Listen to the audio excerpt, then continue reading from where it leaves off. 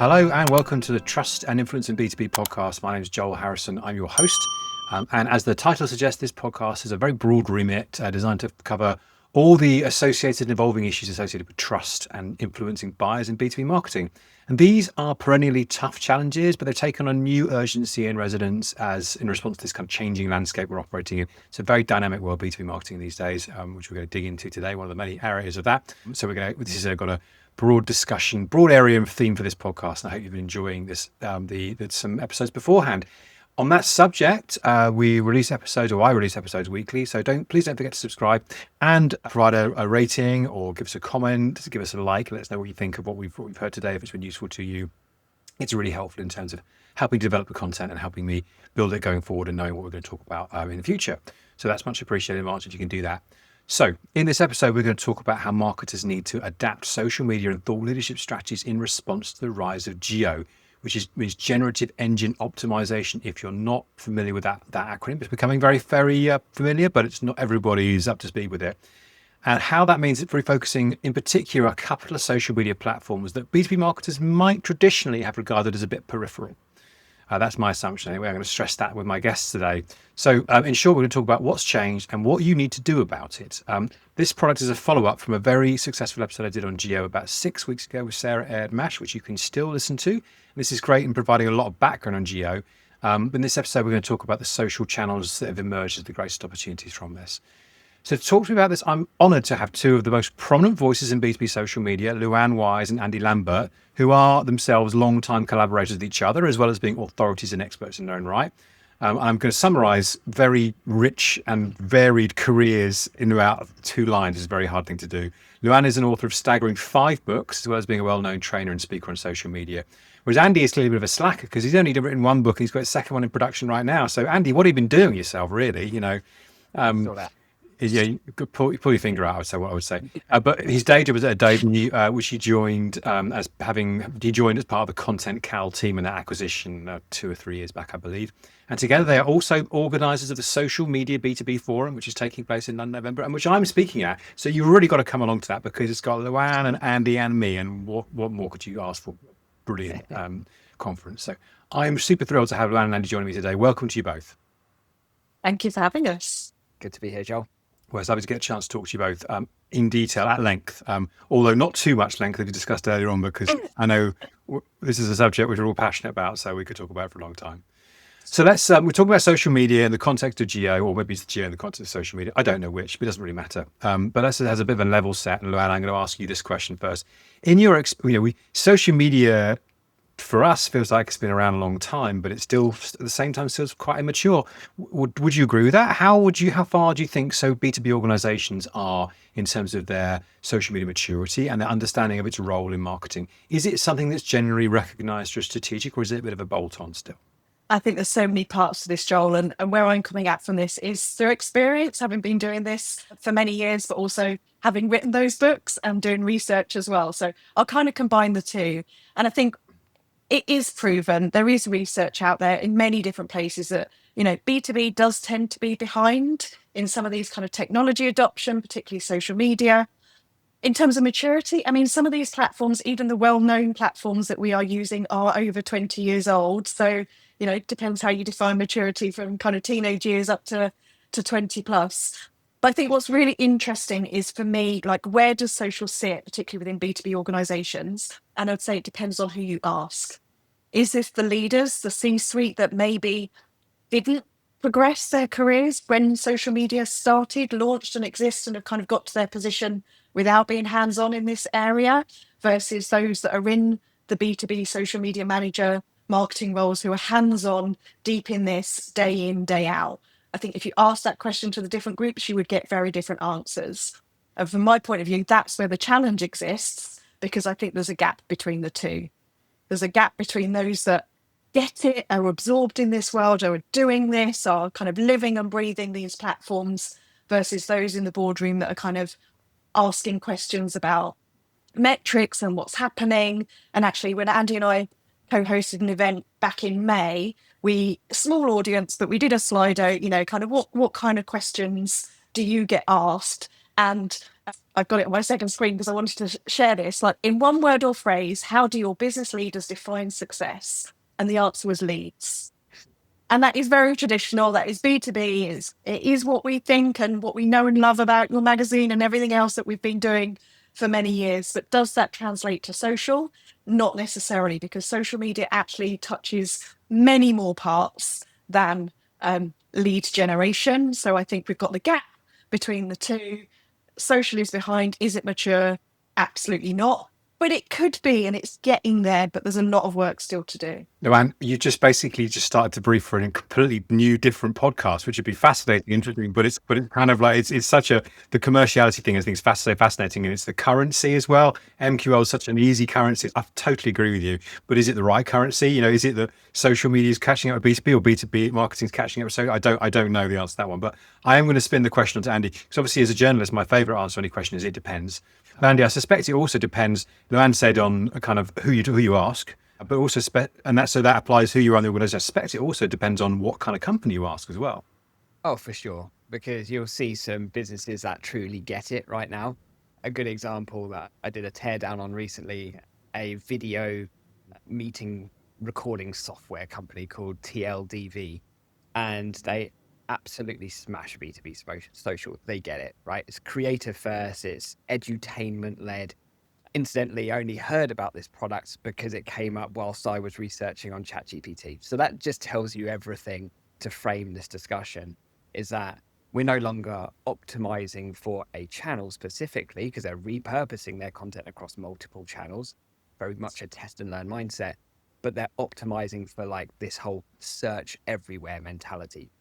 Discovery at the top of funnel is all collapsing in on itself. The way that products have got discovered used to be a very siloed thing. And, we won't talk too much about org structures today, but you'd have an SEO team, you have your social team. By and large, they pretty much operate quite independently. It is all one and the same now.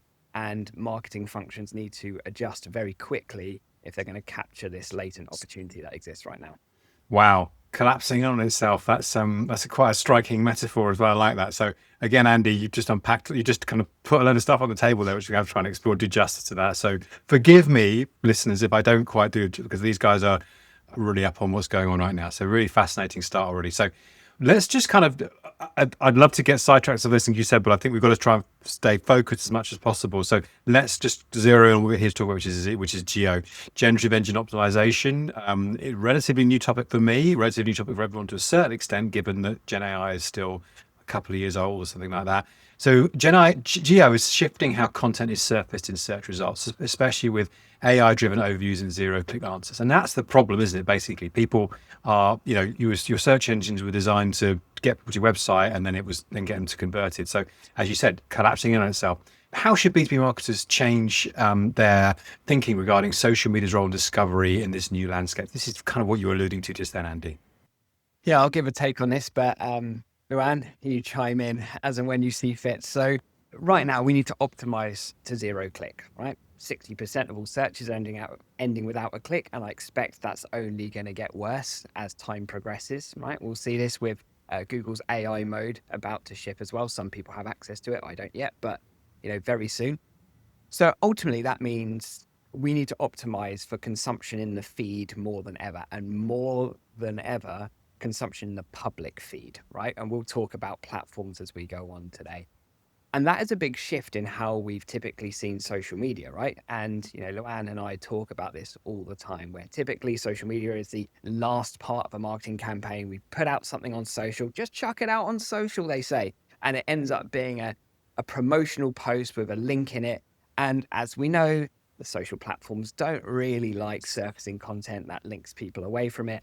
And we're going to see the same happen across all forms of content. We're going to see the gated white paper disappear because that needs to be in the public feed. It needs to be indexable. It needs to be surfaced everywhere. And, whether we call it GEO or SEO, I mean, us marketers love to give things a name and just spout waffle about stuff, right? So sometimes it's just search everywhere, right? It's everywhere. So we need to make sure we have highly valuable, high volumes of content that surface in multiple public places that are ungated. So I think that's what zero-click really means. And the companies that really understood this, that are doing well on social, they understood this years ago, where social media success isn't about driving someone to a white paper or whatever the call to action is. It's about consumption in the feed. And we're seeing this now across the rest of the internet. That's my take on it. But what do you reckon, Luan? I think there's two key words that both of you have said, and that's like change and optimizing. So if we think about change, and again, been doing this for many years, and I was reflecting on this is a topic of SEO. One of my very first jobs as an account exec was a website went live and I had a list of search directories, and I sat there and I submitted those new websites to those search directories. And anyone that's worked in web or search knows that things have just changed. And, we've gone through this evolution cycle over the years, and Google updates and what things are doing.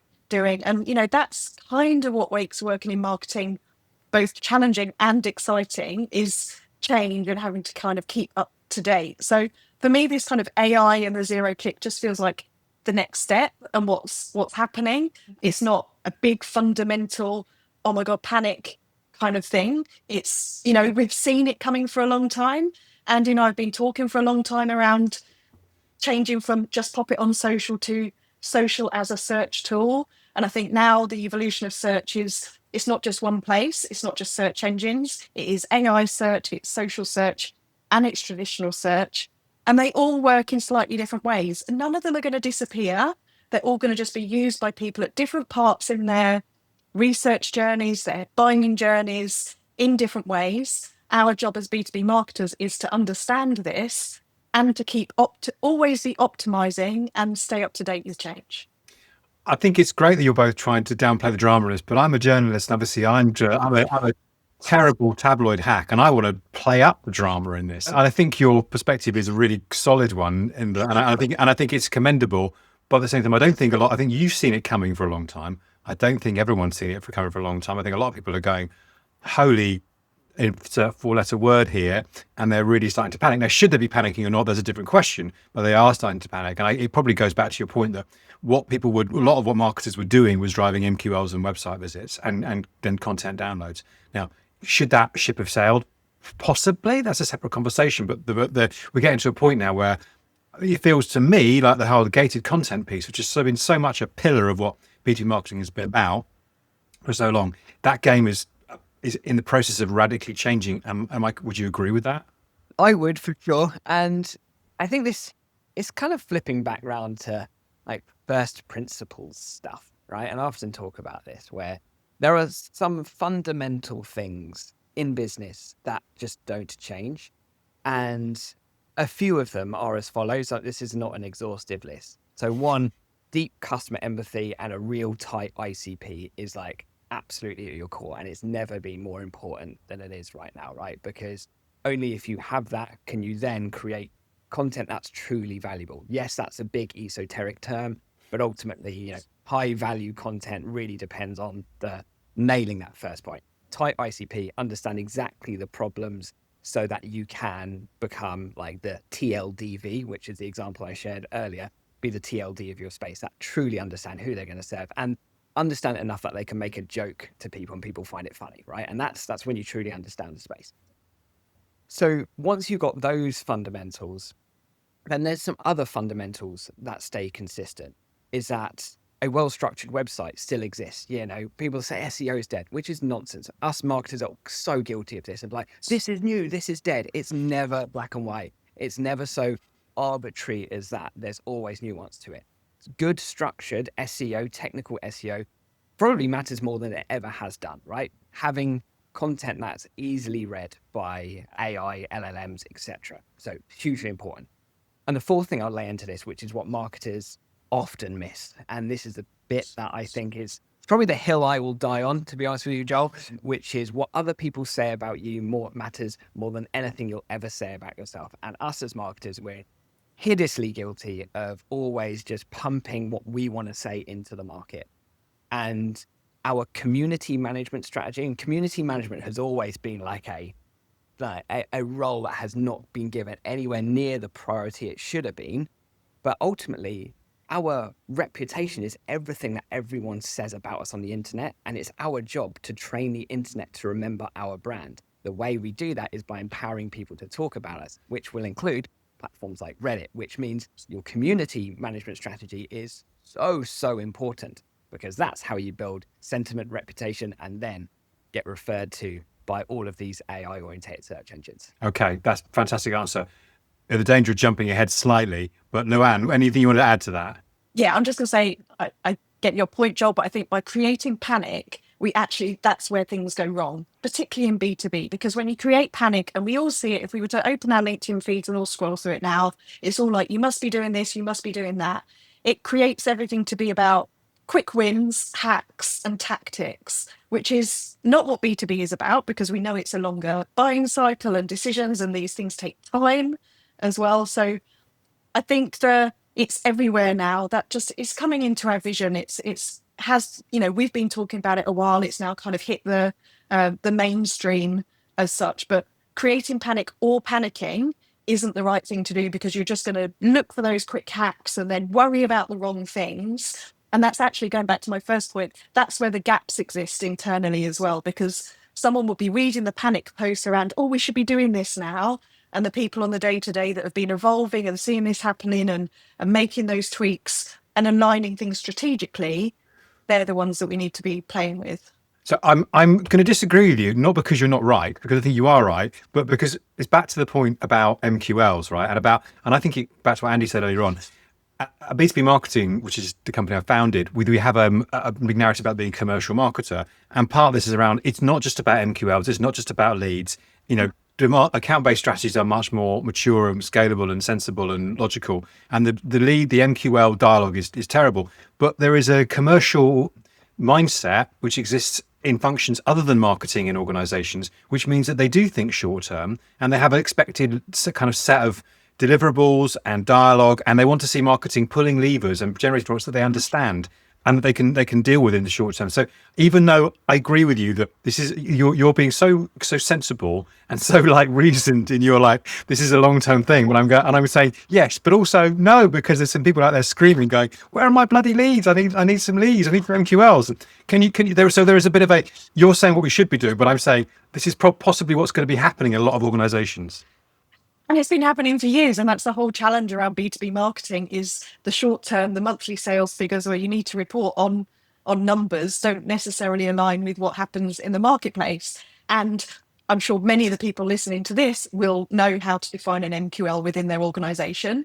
But I bet if you went to many events now and you did a similar Slido thing in the room and said, how do you define an MQL? You wouldn't get many people that could accurately define that, which comes back to Andy's first principles of like knowing who your audience, having a very clear understanding of that. So there is the difference between what we should be doing and desirability and actually what happens in the real world. And again, I'm going to come back to this is the gap that we need to close, and we need to educate up and say the way that we can have sustainable long-term growth isn't to be looking for the short-term quick wins that are going to happen. We've got to go long-term. How distressingly rational you are there. Come on, let's kind of like, let's call a crisis. Come on. I totally agree. It's so impossible to argue that. Well, we haven't started to talk about Reddit yet, which is one of the kind of starting points. But Andy, before we do, I wanted to throw one more question at you, which is around, it's just kind of back to that point around gated content, because a lot of what, the kind of starting point for this podcast is about thought leadership. We made the point about advocacy, which I totally buy into, right? Certainly about having the right voices telling the stories and that being on social. And I think advocacy is a critical part of that, whether that's customers or staff or whoever. But thought leadership is an incredibly powerful tool. There's so many misconceptions around it. It's rarely done as consistently as well as it could be doing. And I guess the question is now, if the gated content thing is under threat, does that mean thought leadership's under threat? Because a lot of people see success as being a report I can put on my website and put a gate in front of it. Two schools of thought. So on one side, I am very optimistic about the future of thought leadership. Now, again, very esoteric term, means different things to different people, but let's just put it in the category of people with inside an organization extolling the virtues of their category, right? And their capability. We'll just put it under that banner. So I think this is like, the time is now. We've been extolling the virtues of thought leadership for years, right? You've been flying this flag for a long time as well, Joel. Yeah. But the reality is, so here you go, I'll give some journalistic takes. Most thought leadership B2B is diabolical. About to swear, I'll stop myself. But it really is bad because, again, they missed the first principle. It's awkward people in front of a camera that don't quite want to be there, that have been forced to do it. So there's one side of it that's that. But ultimately, there's great opportunity, I think, because of all the aforementioned points, optimizing for zero-click consumption in the feed, all that good stuff. And to be honest, when everyone else is going to start to, again, I'll use the phrase collapsing on themselves, where it just becomes a sea of AI-orientated slop, then really this is where our opportunities exist, where the unique personalities and faces of the business are the things that build trust, right?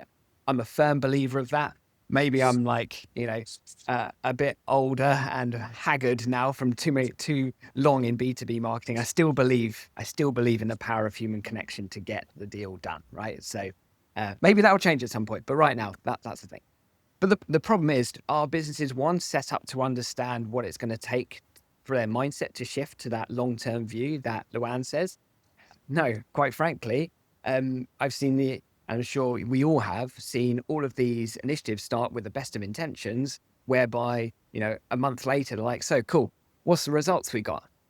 And again, we're back on that cycle because we don't yet have, and this is what I've been working on in my latest book, is all about how do we put a language to this stuff so that we can measure the metrics that actually matter, the ones that help us interpret brand health, the stuff that gives us a foundation to build on from a business. How do we measure that? And purely, as Luan, you've already said, it's like us as marketers need to take the rest of our leadership teams on a journey to help them understand this. I'm doing the same coaching with the executive leadership team of the 25th biggest company in the world who I work for right now. And even at that level, I'm still having to educate them as what it takes to build a personal brand and why we should do it. So, no one's alone here. And even in a brand, an organization that has a stake in marketing excellence. Correct. Right. Okay. Yeah. So in some ways, I hope that'll set people's minds at rest if that company particularly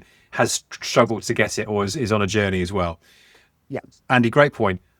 We've been talking for 23 minutes and we've said this about Reddit and we haven't really mentioned Reddit yet. So and that's my fault, right? Because I've got you and I'm enjoying asking you so many good questions.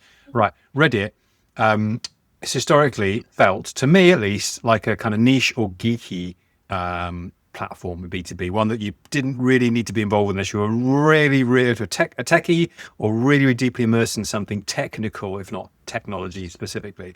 But all of a sudden, it seems to be super, super important. And what I from my previous chat with Sarah was that it is being disproportionately used by generative engines to scrape content because, back to the point earlier on, they can't, or at least they have struggled, I don't know, you'll tell me if it's binary, can't get past a gated content piece. They can't get all that wonderful stuff you've got on your website that's all hidden behind gates or in silos or wherever. So what is that what's going on here? Well, Reddit is becoming disproportionately more important B2B marketing. And Luan, is that true? And if so, what should we do about it? I'm just laughing because this comes back to that long-term, short-term thing. And I checked this. Reddit has been around for a long time, over 20 years. So to kind of say it's suddenly here, again, is that us creating oh my God, we now need to look at this platform because things are happening elsewhere and it's all about this now. I think for me, and I'll let Andy dive into the details of Reddit. For me, Reddit is really interesting because it's not about the big user numbers. And this is what's so interesting elsewhere. It doesn't have the 3 billion monthly active users that Facebook have. It's much, much less than that. I think it's around 100 million. The audience profile is different. But I think the key word here is it's about community and it's about each other having conversations and asking questions and kind of self-monitoring. And that's almost a user behavior change of what people want and where they're going to find that versus what the platforms are doing and kind of features and tech.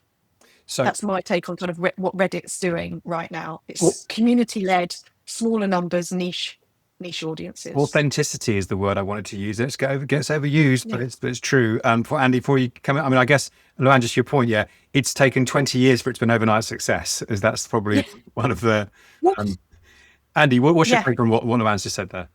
I agree with it all. And Yeah, I mean, it's one of those things that it's taken marketers far too long to realize how significant it is, because modern businesses and modern B2Bs like tech brands, they've understood this for a long time. They've always understood the power of those smaller niche communities and understanding where people hang out and then inserting yourselves in the spheres of influence that impact your market, right? That's marketing 101 as far as I can tell. And it was my playbook for building Content Cal, which ended up getting sold to Adobe, is just like those ripples that start with understanding your ICP, finding where they spend their time, and then empowering others to tell your story for you.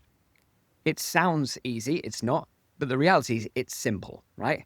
How we make our brands grow in the era of GEO or LLMO or whatever acronym you want to insert here, it's the process is simple, but not easy and takes time. But Reddit has now given us a quick step up to allow us to do that, right? Because of everything that you and Luan have already articulated. So yes, it's going to disproportionately be surfaced in Google search. So traditional search is already ranking high. That's part of like Google's helpful content updates, the partnership that they did. They also did a massive deal with ChatGPT to sell their data for training. Reddit have openly said that they also want themselves to be a search engine, so hence Reddit Answers exists. And my top tip for anyone listening to this today, go to Reddit Answers, put in your product name, see what people are saying about it, put in your competitors, see what people are saying about it, and then look at your category at large. Honestly, like so few people do this. Marketers, we love to talk and waffle and do presentations, but the reality is always so simple. Just go there to where your audience and understand what they're saying about you, because they'll tell you everything you need to know about how to shape your product and your go-to-market strategy. Anyway, so Reddit is delightful, and accessing Reddit is easier than anyone thinks as well, because for a lot of like slightly older non-internet non-Reddit natives, right? Because Reddit has a specific subculture, kind of intimidating to get involved with, to be honest. There's all the memes and the in-jokes, which exist in every single community, right? But again, you go back to those things like, okay, I don't need to build a Reddit community as a brand. I don't need to be posting on or replying to everything. I'm like, I need to find the people that are already known in those Reddit spaces and then work with them to activate them. Because the quickest, this is the easiest SEO hack ever now. And I hate hacks and tactics, but it's just one of those things. And Luan, you're going to kill me for even saying that hack. Just go with me on this one. And it's the final thing I'll say is that when you see, if you search one of your most important, like long tail keywords of like, what's the best social media management tool, which would be in my case in Content Cal days, look at the comment that has been most upvoted, look who made that comment, and then move heaven and earth to make friends with that person, because all they have to do is insert your brand into that top performing comment, which means then your brand is then instantaneously going to get surfaced in both Google search results and in those AI overviews and ChatGPT, etc. responses. So yeah, again, back to first principles. Long-term shift. There's no quick wins apart from these two quick wins, which you can do. No, but Andy, I really appreciate it. It's really, really, really helpful. We don't want to have something to take away from this, but it doesn't belie the point that this is a long-term trend we're aligned with. Luan, anything to add to what Andy said there? Yeah, I think the quick win is that you listen to your customers, isn't it? So, that's the important thing here. But Joel, I'm going to reduce the panic on this in case anyone listening is thinking, oh, I need to add another social media platform to my mix now. I'm going to reduce that because Andy and I talk about this month in, month out, people use more than one social media platform. And they use different social media platforms for different purposes. What we're not saying here is that you've now got to go and be active on Reddit and be posting everywhere. There's different social media profiles now and different ways of using different platforms. Like you can be really active on one, maybe two platforms where you are posting and interacting, sharing your thought leadership content. There are other platforms like Reddit, like Pinterest, where you can kind of go and listen and see what's going on and pull out those insights into the content of your day-to-day job, your other social media content. So we're not creating panic of like, you've now all got to go and be active Reddit users. Just see it. There's another tool out there that you can use as a real-time focus group that is hugely valuable and is part of this whole AI shift as well. And you might find some influencers there as well. Okay. Well, Yeah. Personally, I'm very happy to hear that, because I don't want to have to be, I'm already struggling to be competent in at least more than one platform. So I'm struggling. So it's good news for me. I mean, I think as a background though, just very briefly, Luan, I wanted just to, we shared this interesting data, Reddit's advertising numbers are going brilliantly. And I just shared just now a piece from our UK Press Gazette saying Reddit is the most cited domain in the in AI. I mean, it does feel like it's an overnight success that's taken 20 years to happen, or 20 years, whatever the other way around that is. It feels like, do you think it's just a flash in the pan? Is it something that's going to be here today, or do you think they're going to, 6 months' time, the engines would have adapted their process, they'd have done a deal with LinkedIn and somebody else, and actually it'll kind of go away again, back into the depths of the internet where it was before? I think there's always a challenge when something kind of comes to be in the forefront, and how, the old school Redditors will see this as well, because it will change the vibe for them. I think Reddit is driving as much website traffic as AI tools at the moment as well. So maybe it's a case of, as marketers, we're looking for these tools, we're looking where we can find value, and suddenly the light bulb has gone off that this Reddit thing is out there and we should go and have a look.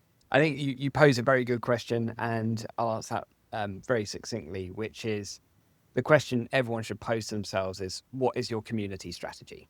So that is irrespective of Reddit or whatever. Reddit might be one of those, or it might not be, right? Because again, we don't want to fall into the trap where it's like, oh, platform is a tactic, right? And potentially not even the right tactic for you as a business. The only thing that you should do is exactly as Luan said, is like, go to Reddit Answer today and do that research for yourself, because it'll take you no more than 10 minutes to actually get a good sense of what that audience is saying about you. But your community strategy is the thing that should drive your behaviors, because Reddit, yes, of course, is being cited across AI engines and LLMs, etc. But that will evolve. I absolutely will, right? And as marketers, we're super guilty when we start to see things like this, like, oh, blue sky is the next big thing, until it isn't, right? We do need to manage that back. Yes, Reddit has durability, right? But if you look, if you do any form of research, I mean, just simply Google this.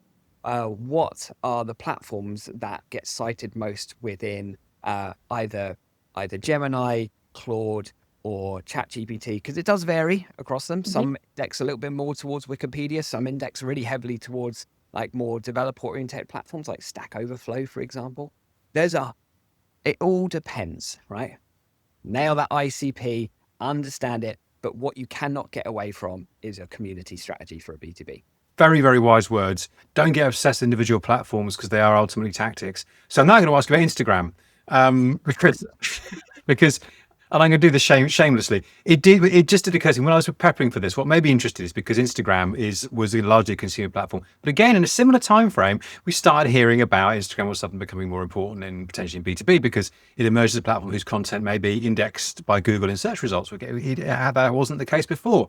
I guess you're saying your same advice still applies, right? It is a platform. Maybe it's a little bit more interesting than it was, but you still got to have an overall strategy. Luan, is that right? I love Instagram for many different reasons. I would say from a B2B point of view, potentially it feels like it could be a bit harder than B2C, but maybe you've got the product services split in there about what you've got in terms of visuals and content.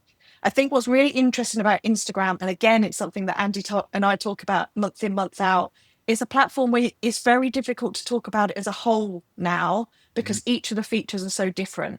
So if we're talking about Instagram, we talk about stories and how stories reach and engage with your existing followers, whereas Reels and Feed are about new followers, trial Reels only about new followers. So there's different elements to this platform. So actually to talk about Instagram as a whole is really tricky right now.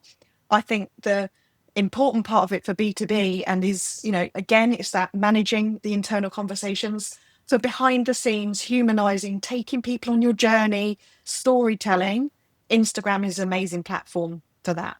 Okay. All right. So I'm thinking that, it feels like the kind of bigger picture here is that, tactics, you're very clear on, very aligned on this one. And it's the mature thing to do. Although as a journalist who's trying to get headlines, it's hard to hear that actually you need to, No, no, no. It's fair. It's absolutely right. You need to be more robust. You need to think strategically, think long term. Don't think short term, because the answer is it could depend. But I guess that coming back to thinking at the top where we talked about how you look at your metrics, how you understand what success looks like. One of the challenges associated with that is going to be around the skill sets and the mindsets that you have within the internal marketing team. And there feels like there's another thing that's happening right now is there's a lot of perhaps more of a sense of flux in terms of how you allocate tasks, responsibilities, and resources of your marketing team. We've seen the flux between agencies and clients. We've also seen there's obviously a rise of offshoring as never before. Of very cost-effective people, you could say, that you can find overseas. Do you think that is this something we need to look at more and more? Because presumably you don't want to get sucked into people who are.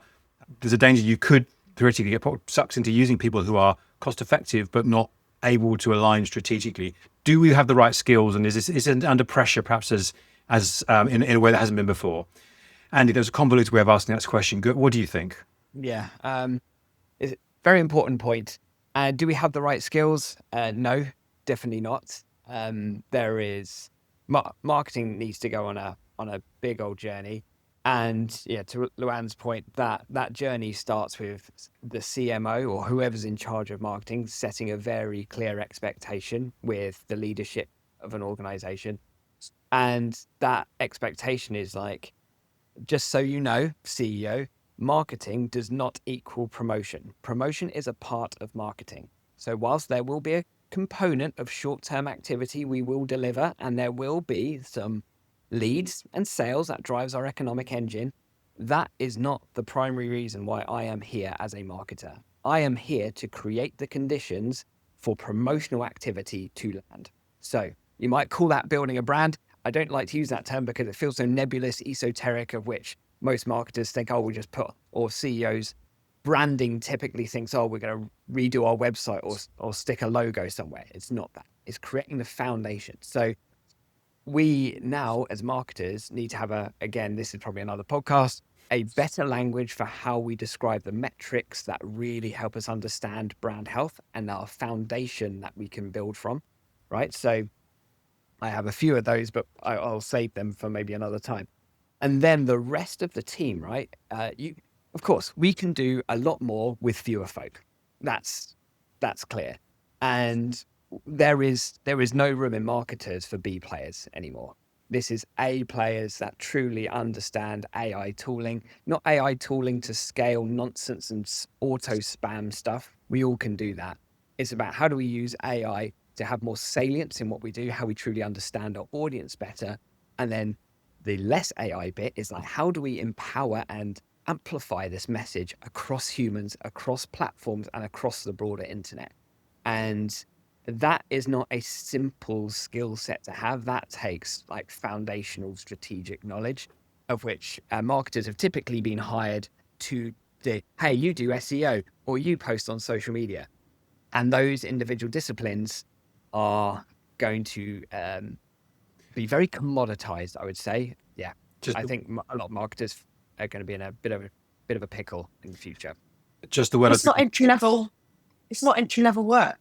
Like, yet some of this is considered entry level work, particularly if we think about social and the pop it on social. It was considered, delegate this to this person. They know how to do a post on Facebook.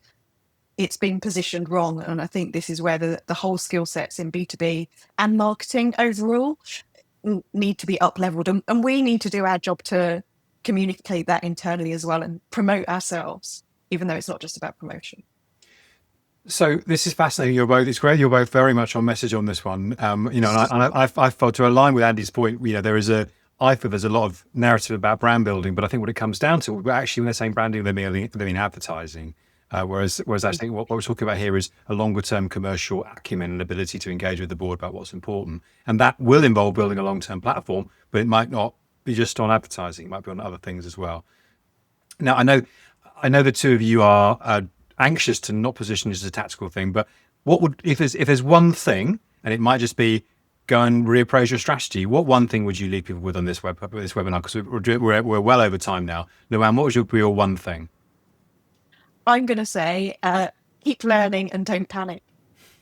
Don't panic. Okay, excellent. I like that. Panic. Andy, what about yours? I'm going to cheekily put 2 very quickly and say, educate your leadership on what the 95-5 rule is fundamentally. And the way you bring that to life is through the share of voice metric, and internalize those 2 things and beat everyone over the head with it in your business until they understand this is how marketing is done. Fantastic. This has been fantastic. Both of you, I really enjoyed this conversation, and we've only scratched the surface of it, I'm sure. So then there will be a recourse to revert back, and not least when one of your next set of books gets relaunched, because I'm hugely impressed by your ability to have the focus to sit down and write a book and get it published. So thank you both for your time. I really appreciate it. Really enjoyed it. Thanks, Thank you, Joel. So if you've enjoyed today's conversation, please don't hesitate to, I would love you to give us a like, give us a comment, subscribe to the podcast. We'd love to hear more about what you've got to say. There's, as I say, these episodes are launched weekly, so I hope you can subscribe and follow us as well, because I do in-depth articles about this on LinkedIn too. So much we didn't get to talk about today, LinkedIn and metrics being one of them, and had some great questions for these guys on that one. But that's all for today. Thanks so much for joining us. I hope you can join us again very soon for another podcast.